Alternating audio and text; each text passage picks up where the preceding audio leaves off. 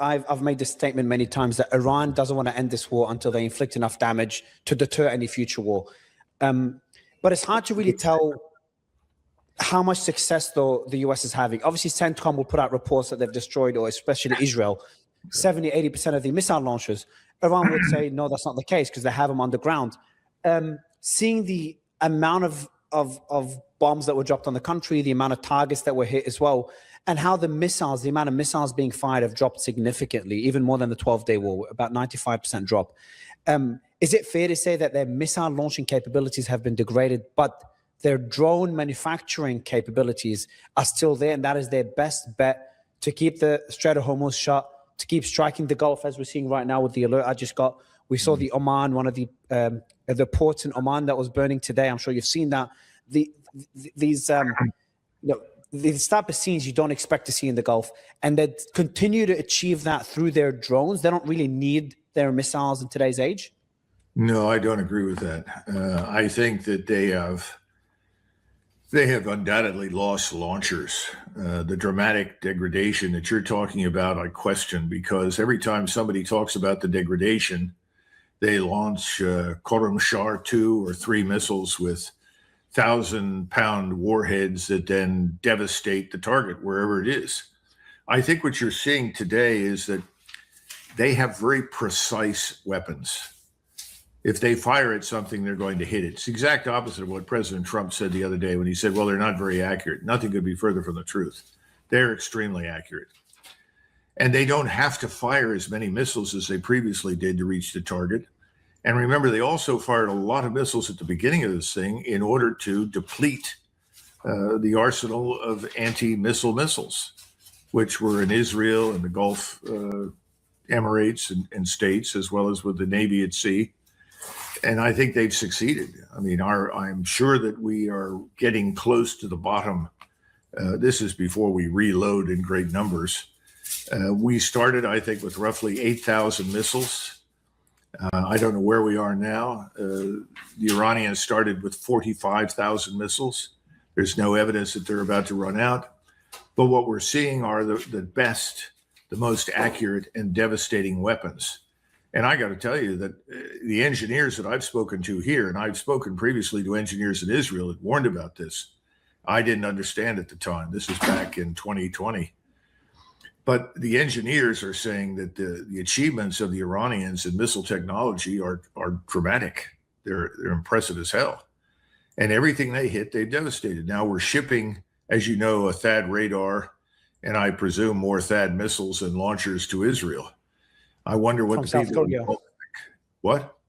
From South Korea. You're talking about the ones they pulled out of South Korea. Yeah. Yeah.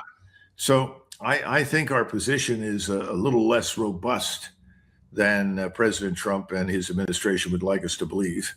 And I think the Iranians are being very careful now. They're looking at battle damage. They're examining it with drone footage, but also with satellite imagery.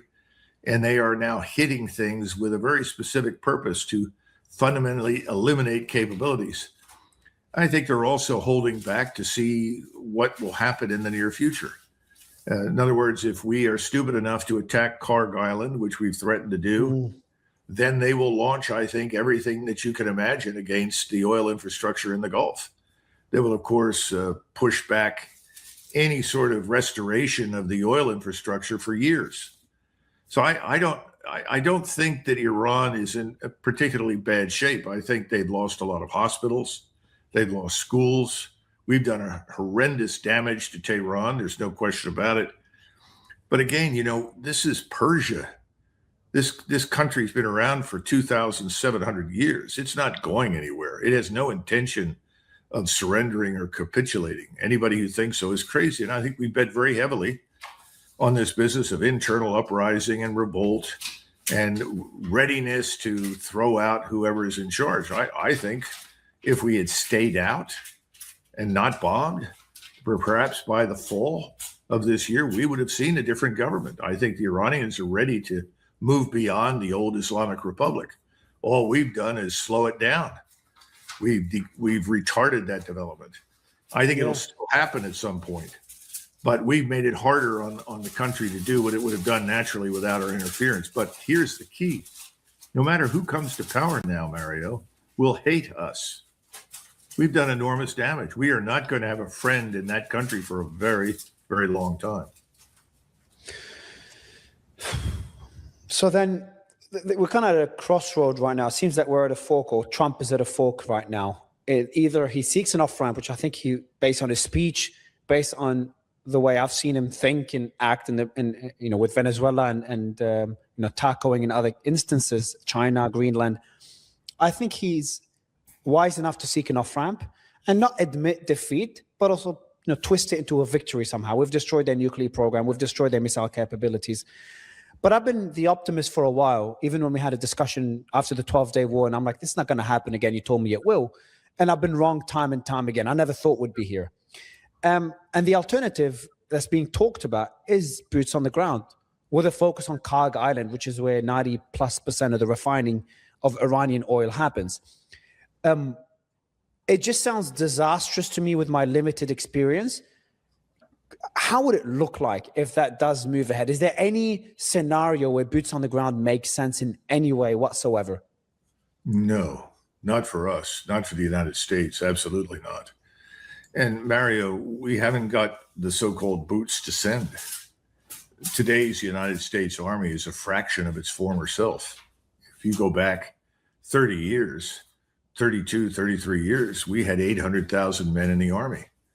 We were able to put 300,000 on the ground in Saudi Arabia and Kuwait. We can't do that now. We don't have those forces. And remember, those forces also included Marines. And the Marines are very lightly equipped now. At least at that point, they could fight on land because they had a lot of artillery and tanks and other things. And then finally, you got to remember that we're not really equipped, trained, or prepared for the kind of warfare that we would confront.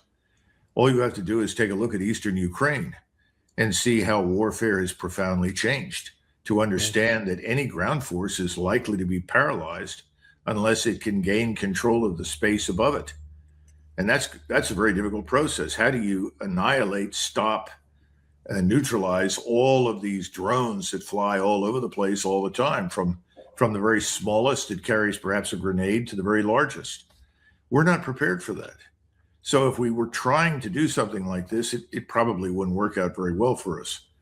I keep trying to get people to understand something else. They just don't get it. Today's satellite-based intelligence, surveillance, reconnaissance capabilities, together with the collection devices that we have that are in the sort of terrestrial environment, mean that your opponent has pretty much persistent surveillance of everything on the ground that you do. That's very important. And because it means that, let us say we decided, well, we're very clever, we'll land on the Syrian coast because that's closer to, say, Iran. We don't have as far to march and move and so forth. Well, by the time you picked the harbor and started to bring in ships with equipment and brought in troops, you would be targeted with these missiles. They would do enormous damage. They'd kill thousands of men.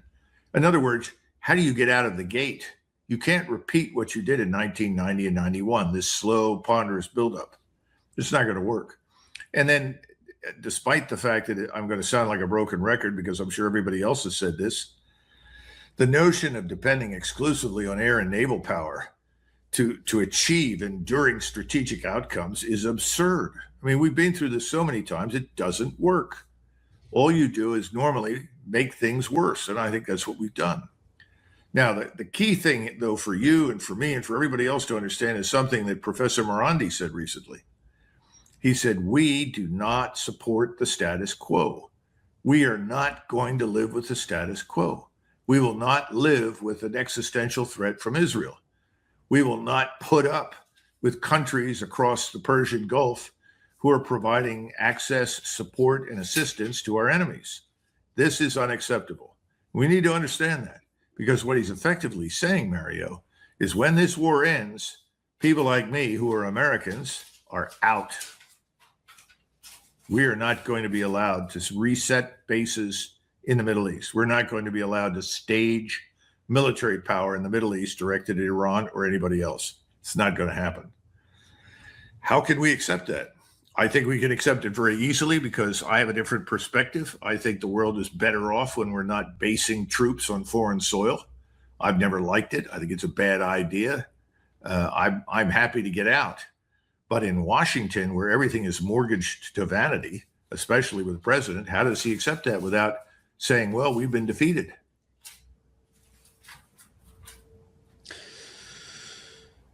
I just don't see a scenario where American troops were put out of the Gulf. Like, things must go so wrong for the US. I know they're already going wrong to an extent, but I mean, significant more damage being caused. Because I think while it's not going well for the US, Iran's being pummeled as well. You know, we're seeing over 5,500 targets struck, and Israel's kind of taking it to another level. They've struck their oil facilities. You saw the acid oil rain, which is just I don't know how anyone in the world is okay with this, but there's something that Israel did, Colonel, I want to get your thoughts on. And they struck an Iranian desalination plant, a water purification plant. That was very bizarre for me because Iran doesn't really need it. They've got over 30 of them. They've also got a lot of rivers. They've got a lot of sources for water. The Gulf need those desalination plants. And if Iran responds in kind, which they've done previously, and they've already struck, I think, one in Bahrain or Qatar, if they strike desalination plants in the Gulf, then we're in a pretty scary situation where they could start to choke off the Gulf from a necessity, not a nice to have, but a necessity for the people there.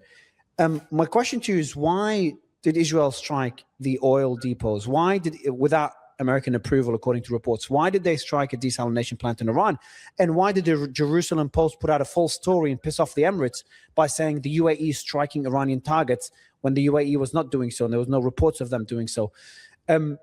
Is it the obvious? I know I'm asking kind of a rhetorical question. Is Israel just trying to drag the US in a prolonged war? And to what extent? Oh, I think that's very true. I think they would like to have us in a state of perpetual warfare with the enemies of Israel. That's their view. But you need to come to terms with the reality. The Israelis don't care about anybody in the Gulf. They could care less. They don't care about anybody who is not a Jew. Let's be frank. This is the state of Jewish supremacy. This is a war of Jewish supremacy. How many times do you have to listen to someone like Netanyahu or Ben-Gvir or a host of other people tell you that?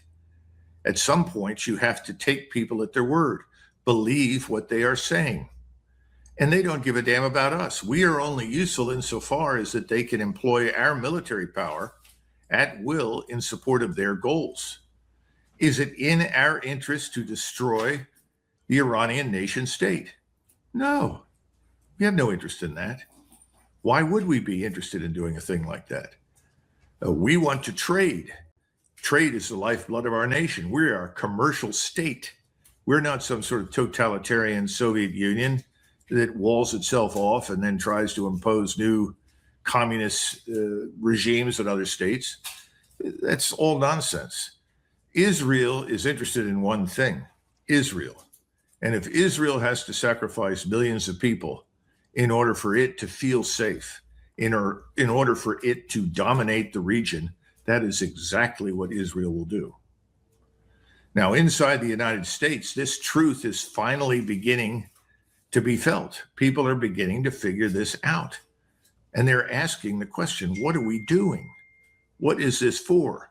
Why would we implement a draft and raise 1 million men and then move them 6,000 miles from the United States to attack people in Iran? People are asking that. What's the reason? What's the strategic purpose? Was Iran a threat to us?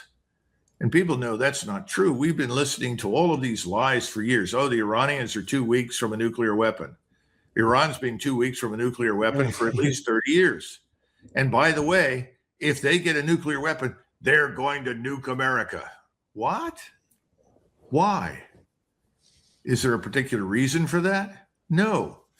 And remember, historically, when we went into the Gulf, we said our purpose there was to permit commercial traffic. In other words, to facilitate it, to protect it, to encourage it, not to stop it. But then under tremendous pressure from the Israeli lobby in the United States and the Zionist billionaires that back it and Israel itself, we finally decided, all right, we'll go to war and we'll get the deal that you want. We'll emasculate Iran. We'll make them bow to your interests and what you want. After all, that's happened in the Gulf. That's what the Gulf states have done. Effectively, Saudi Arabia has done that. Has anyone ridden to the rescue of the Palestinians who are being murdered or expelled from their homes? Has the Egyptian army said we have a moral obligation to our brothers to cross Israel's border and protect all of these people who are being driven from their homes and killed? No. What about the Turks? What about the Turks? There's the 500-pound gorilla in the room. The largest army in NATO, a powerful state, supposedly Muslim, supposedly feeling solidarity with Muslims everywhere. And what have they done? Nothing. And Syria, what's happened in Syria? We removed the moderate who actually ran the country and essentially tolerated Shiites, Jews, Armenians, Christians. We got rid of him. We replaced him with an ISIS al-Qaeda alumnus. That suits Mr. Netanyahu. That seems to suit Mr. Erdogan. But now we see the Israelis moving north in Lebanon. Eventually, the Israelis are going to move north in Syria. What will the Turks do at that point? The only nation state in the region that has said no thank you to Israel is Iran. And so it had to be attacked. It had to be destroyed. Only it refuses to be destroyed, and it refuses to capitulate. That's the stark truth.